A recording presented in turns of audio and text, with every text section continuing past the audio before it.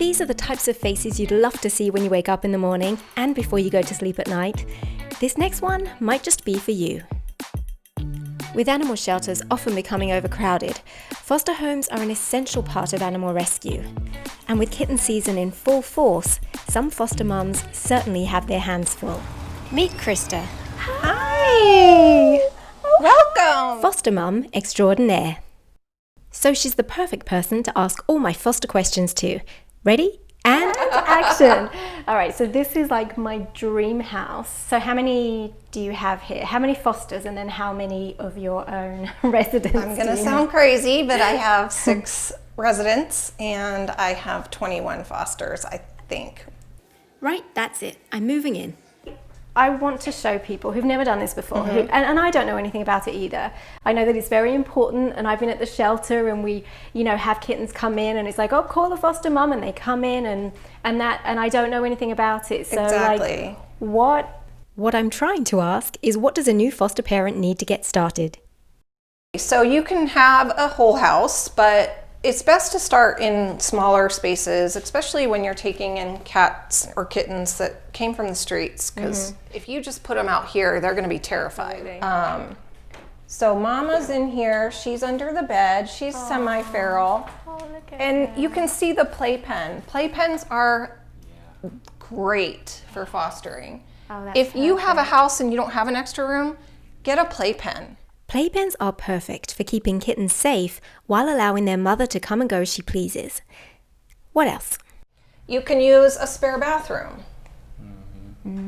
So this is Lanner.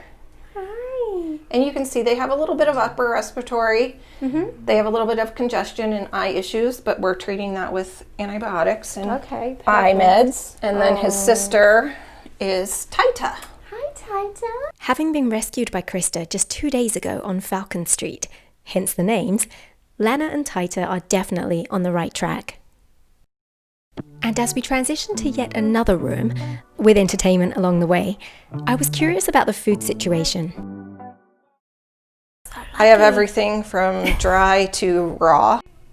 And if you're wondering what the financial responsibility of being a foster parent might be, If you had nothing, they could supply you with a litter box, food, medicine, all of that. Whatever you need, they can supply for you, and they should. and as we enter the final room of the best foster house ever, I didn't get quite the reaction I was hoping for. Hi, you little. Oh, I'm sorry. They're gonna be like, stranger danger. I'll get down. I think it was the accent. Luckily though, after looking up for his foster mum's approval, this brave soul gave me a chance. And as I get to know these little ones, albeit for a short time, I wondered what the answer was to the question most pressing on my mind.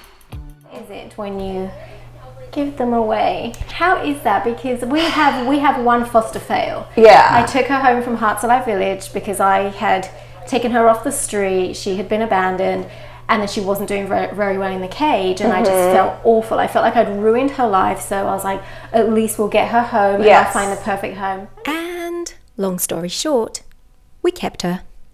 3 out of my 6, 3 are foster fails, I'm not gonna lie. That makes me feel a bit better about my one foster fail. It's hard, but then you always think about it logically, like, if I don't give them away, then I can't help more. That's true. That's a good way to So look at it. you have to, you have to trust people that they're gonna take care of those babies, Speaking of babies, like teeny tiny babies, We do have fosters that do bottle babies and have incubators and the whole works. wow, And that's a big you can go. commitment. You don't have to have an incubator to have bottle babies, but there's a few in town that. But yeah, they need to be bottle fed quite often. So you're setting an alarm every 2 hours, and then every 3 hours as they grow, and they need to eat less.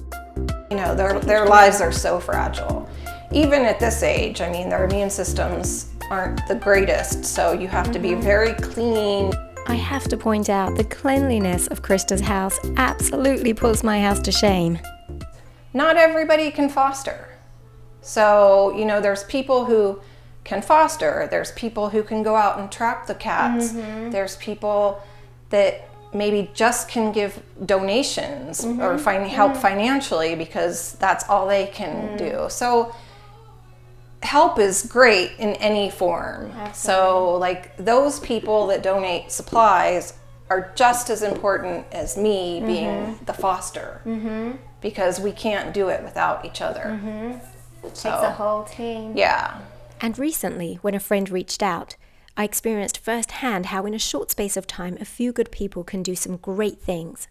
She knew that I was there, so she asked for my help. She'd found a mother and a few kittens, and she contacted me through Facebook, and she's like, I know you've been there. So then I the only number I had was Kelly. So I texted her, and then she's like, let me call Nikki. And then Nikki called me, and then the lady who found them called me. And within an hour, they had arranged for this mother and babies to be taken to a new foster home. Within an hour. Yes. And that's how it works. It really does take a village. And if you think this might be for you, that's fantastic.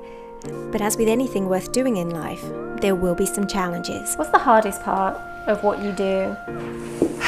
The hardest part are the sick ones, and there's nothing that you could have done. You know, you have to accept it. So when you lose a kitten, it's hard.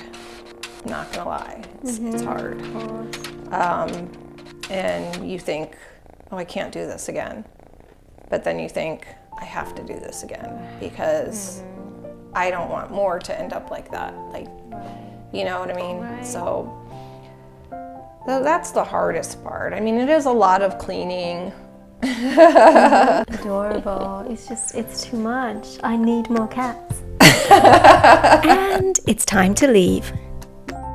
I do so with a ton of knowledge, a brand new appreciation for foster parents everywhere, and more importantly, some new friends. Even the camera guy found love. Twice. And although this footage taken this morning of me saying goodbye to my cats for the day might lead me to believe I may be too emotional for this particular task, one thing I've learned from years of volunteering is that I often surprise myself. And maybe you will too.